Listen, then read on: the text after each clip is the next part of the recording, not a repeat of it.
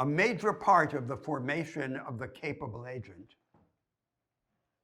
is the provision of a very particular kind of education. Under democracy, the school should not be the instrument of either the state or the family. The family says to the child, become like me. The state says to the child, serve me. The school should be the voice of the future within the present order, recognizing in each child the tongue-tied prophet. And thus the essential contradiction or complication in education under democracy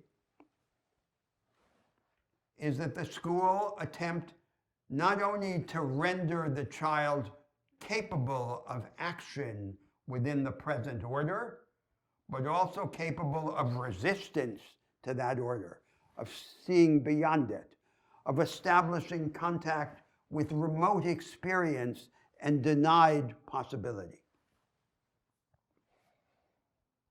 Therefore, the school has to be organized so that it is not solely under the control of the established powers of society.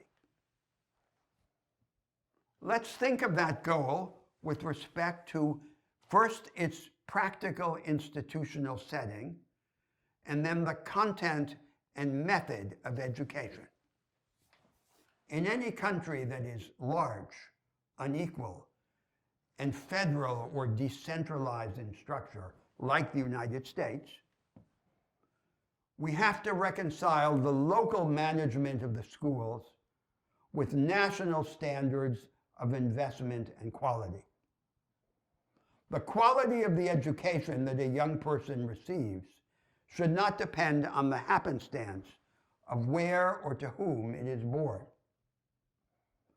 To reconcile local management with national standards, we need three instruments. The first instrument is to understand what's happening and what works. Assessment of results, of performance, so we can discover the experiments that are most successful and disseminate them. The second instrument is a mechanism of redistribution of resources and staff from richer places to poorer places. And the third instrument is a procedure for corrective intervention. If a local school system, despite all efforts, repeatedly fails to come up to the minimum acceptable threshold of quality, there has to be a procedure to fix it. The three levels of the federal system have to be able to collaborate in intervening in that local school system, assigning the correction of the system to professional administrators, to experts, as a failing company might be under a Chapter 11 bankruptcy, to fix it and to return it fixed. What is intolerable is that a child should be the victim of a local failure without any arrangement in the country to rescue it. Now we come to the most important part, the content of the method of teaching and learning. The attributes of a democratic education and an education that makes sense under the conditions of a deepened and disseminated knowledge economy are four. First, it should give priority to the acquisition of analytic and synthetic capabilities over the mastery of dead information. Second, because these capabilities are never acquired in a vacuum of content, but only in dealing with content, with respect to content, it should prefer selective depth to encyclopedic superficiality. and thus it should be organized around themes or projects.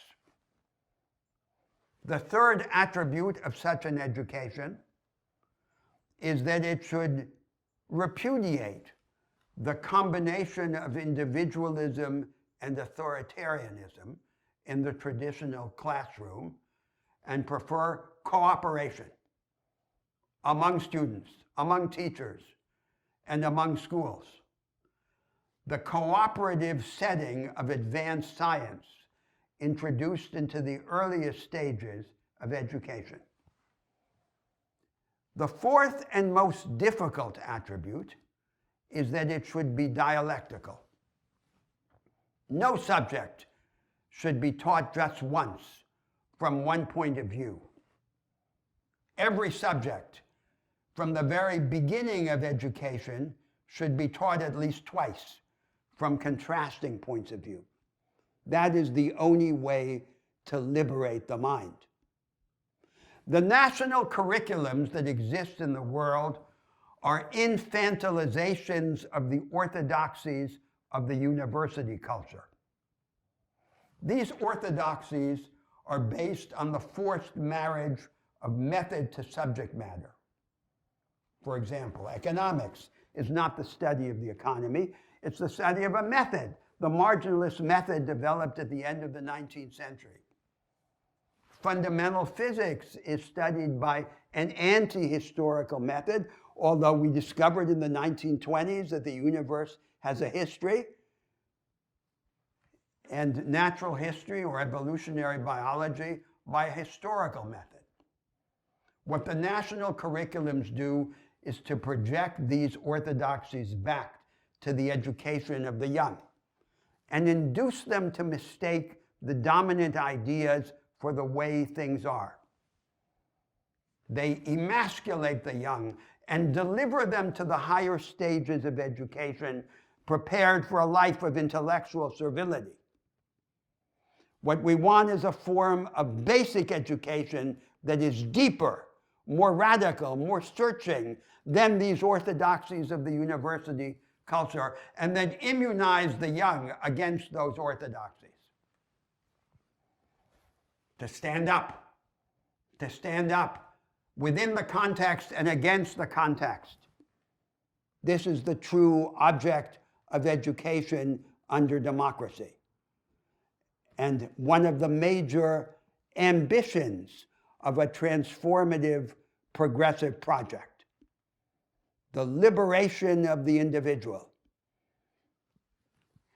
Then, and only then, he will become like the Seraph Abdiel, the citizen who moves in the context, sees beyond it, and is able to act against it.